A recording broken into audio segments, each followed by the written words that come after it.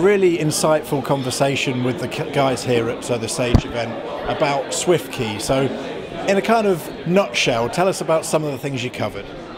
I talked about our workplace environment. I talked about the main elements that make up that environment, the things that we focus on to make it a really people-centric environment. So I talked about our physical office environment.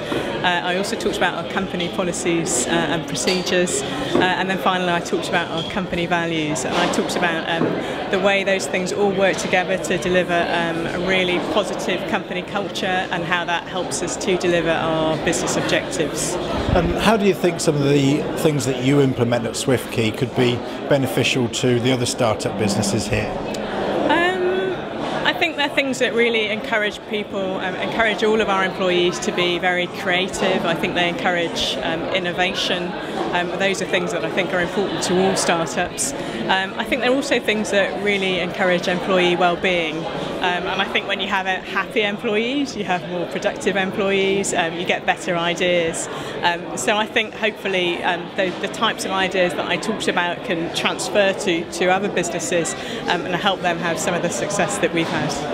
It can be really difficult to put some of these things in place for a startup business because it really is all hands on the deck, isn't it? So how do you manage that with just the sheer amount of work that really does need to be done in the early stages? That's a really good question. I think one of the things we do is we have a really committed management team, so we have buy-in right from the top of the organisation, and I think that's absolutely critical. Without that you won't be able to get some of these things going. But I think another thing is that when we hire people, we look for people who are not just good for the job that we're hiring them for, but we also look for people who can offer that bit more, so who will really get involved in the company culture, who really embody those company values, and they'll help to kind of propagate some of these things throughout the business, and actually then it becomes a little bit kind of, it feeds off itself, it becomes self-sustaining. How would you recommend that people measure the success of schemes like this? Oh, there's a huge, there's a lot of different ways you can measure it. I mean, there are, I suppose there are some of the slightly more statistical ways. So, we have very low sick leave at Swiftkey, for example. So, last year we averaged less than 1 day per employee over the course of the year, and the average for the private sector in the UK last year, I think, was about 4.4 days. So we're significantly below that.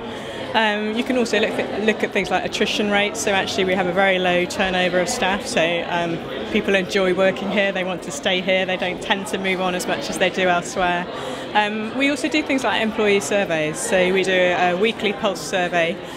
We regularly ask the same question, which isn't to annoy people, it's so that we can track over time things like how happy our employees are at work.